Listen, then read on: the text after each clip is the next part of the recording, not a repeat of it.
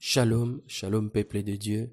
Nous sommes contents de nous retrouver encore une fois au travers de ces messages dont notre objectif, c'est lui de nous édifier par le biais de la parole de Dieu. Ce matin, ce soir, en ces moments où le Seigneur te permet de suivre cet audio, de suivre cette vidéo, je voudrais ensemble, par la grâce de Dieu, que nous puissions encore une fois puiser les vérités bibliques afin de faire face à un problème récurrent, c'est celle de la souffrance. La question auquel je voudrais attirer ton attention est celle-ci. Et si c'était pas la sorcellerie? Et si c'était pas la sorcellerie? La situation dans laquelle tu es, ces problèmes de stérilité, ces problèmes de chômage, ces problèmes de célibat, ces problèmes de manque de travail. Et si c'était pas la sorcellerie? Et si c'était pas lié au fait que tes ancêtres ou même toi-même dans ta vie d'avant, tu avais commis des choses et qui te produiraient comme résultat ces difficultés dans le présent. Et si c'était pas tout ça? Voilà la question auquel je voudrais que l'on réfléchisse.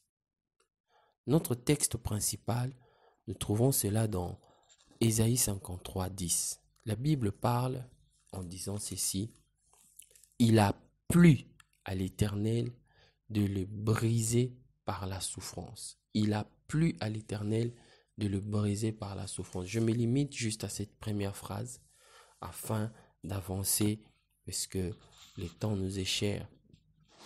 Ces textes des Écritures montrent que ça sera toujours une erreur que de croire, comme la religion voudrait, à ce que nous puissions croire que tout ce qui est difficulté, problème, situation déconvenante, situation inconfortable serait l'œuvre du diable dans la vie de l'homme et que de l'autre part, tout ce qui est bien, tout ce qui est positivement souhaitable pour soi-même, de bonnes conditions de vie matérielle, de bons résultats à l'école, de bon travail, un bon salaire, toutes ces choses-là, la religion voudrait que ça vienne forcément de Dieu.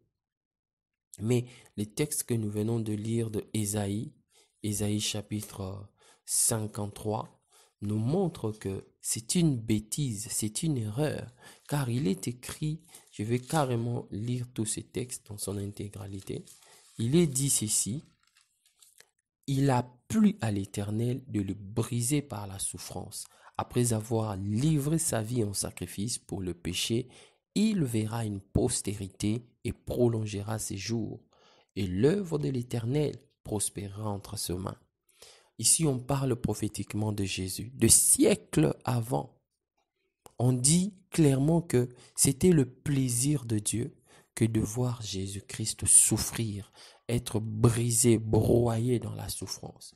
Bien-aimé, il faudra, la première des choses à saisir au travers de cette vidéo, c'est de briser, nous aussi, ces faux raisonnements dans lequel la religion nous plonge. C'est lui de croire que toute souffrance est forcément l'œuvre du diable, alors que nous venons de voir que cela n'est pas le cas. Je voudrais, par la Bible, prendre l'exemple de 3 personnes. Nous allons voir comment ces 3 personnes ont traversé les souffrances dans leur vie et par la grâce de Dieu, nous allons aussi saisir le but particulier de la souffrance dans la vie de ces 3 différentes personnes. La première, c'est Job. Je ne sais pas s'il faut l'appeler apôtre ou frère. Le premier, c'est Job. Nous sommes dans Job chapitre 1. Job chapitre 1, les versets 9, 10, 11 et 12. La Bible est très claire à ces sujets. Bien-aimés, la souffrance n'est pas forcément liée à la sorcellerie, aux mauvaises œuvres, aux mauvaises manières de vivre de ceux qui nous ont précédés. La souffrance n'est pas forcément liée à cela. La souffrance de Job avait un but, mais voyons d'abord comment Job a traversé cette souffrance. Job a réussi à traverser cette souffrance par le fait que, au verset 21 du chapitre 1er, on nous montre comment est-ce que Job s'est résolu de rester du côté de l'Éternel. Voilà le secret pour traverser n'importe quelle souffrance.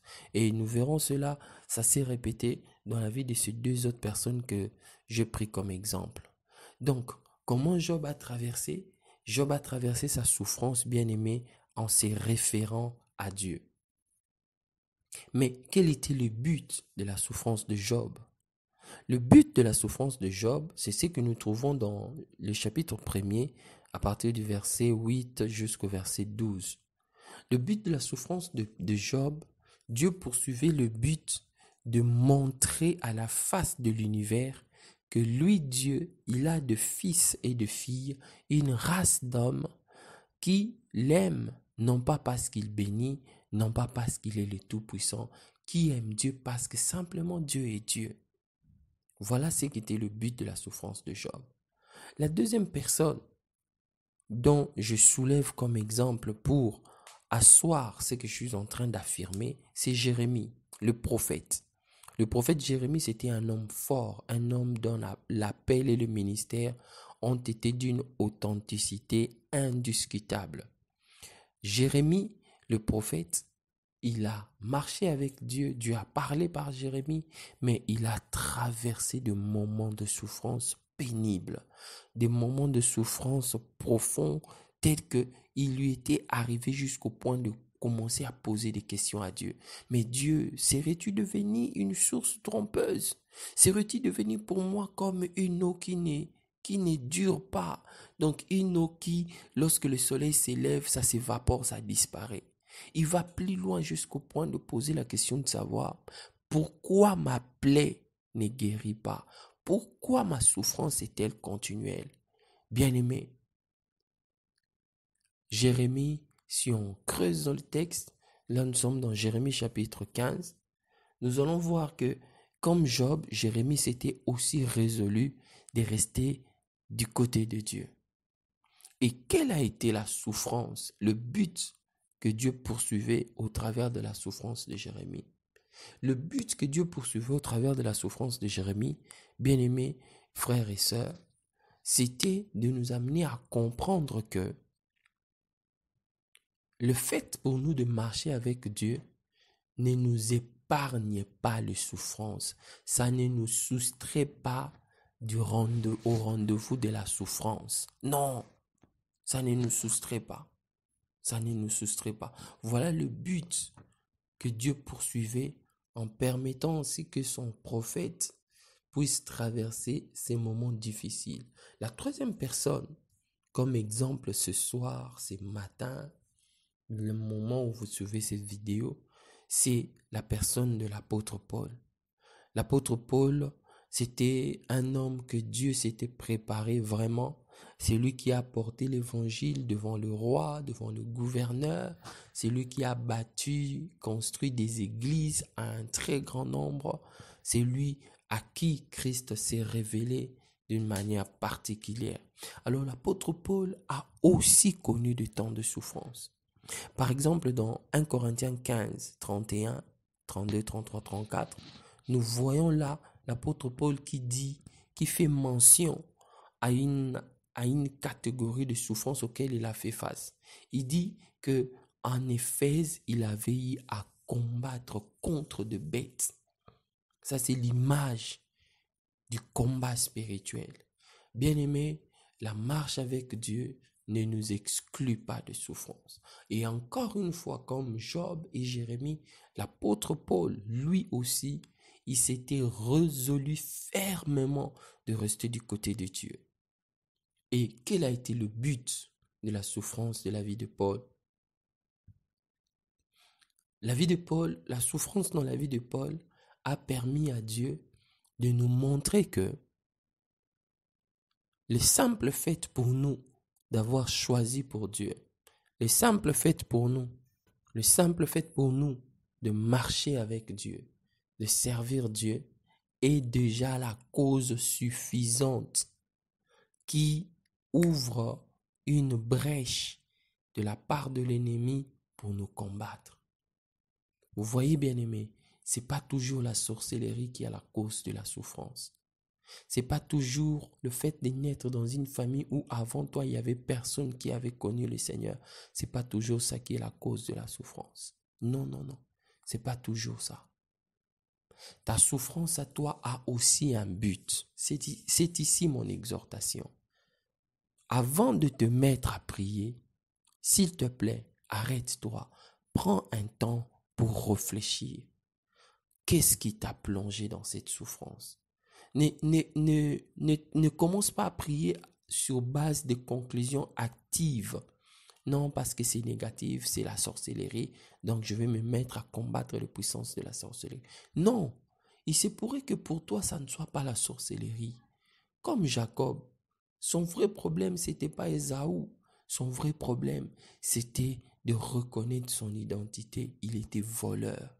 Le jour où Jacob a reconnu que je suis voleur, c'était le jour où Jacob a été délivré. Mais avant qu'il n'arrive à comprendre cela, la Bible dit qu'une nuit, Jacob resta seul et il lutta avec Dieu. Prends un temps, reste seul, réfléchis. Réfléchis sur ce problème. Et le dernier exemple, pour conclure, c'était Jésus. Comment Christ a traversé cette souffrance? Christ a dit au Père, Père, pas ma volonté, mais que ta volonté soit faite. Pourquoi Christ a souffert? Christ a souffert afin que toi et moi, nous puissions être sauvés. Toi qui m'écoutes, qui n'as pas encore donné ta vie à Jésus, c'est la belle occasion de le faire. La souffrance de Christ, c'était afin que tu n'ailles pas souffrir éternellement dans le feu de l'enfer. Comment Christ a traversé sa souffrance? Il a réussi à traverser cette souffrance en disant à son Père, Père, que ta volonté soit faite et non pas la mienne. Bien-aimés, ces messages, nous vous les donnons dans le cadre de notre plateforme dénommée La Croix Ma Vie. Cette plateforme qui a pour objectif de partager autour de Jésus et de l'œuvre de la croix. Je voudrais prier courtement après avec toi et pour toi. Père, merci de nous avoir parlé. Je prie maintenant que tu te saisisses de ce cœur qui s'égare. Ouvre les yeux de leur cœur. Ouvre-leur les yeux. Donne-leur la lumière afin qu'ils voient quel est le but que tu es en train de poursuivre au travers de cette souffrance dans laquelle elles se retrouvent.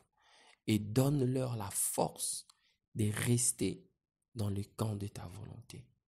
Merci Père de m'avoir exaucé. Au nom de Jésus-Christ. Amen. Bien-aimés, nous publions nos vidéos tous les samedis et tous les mardis à 9h.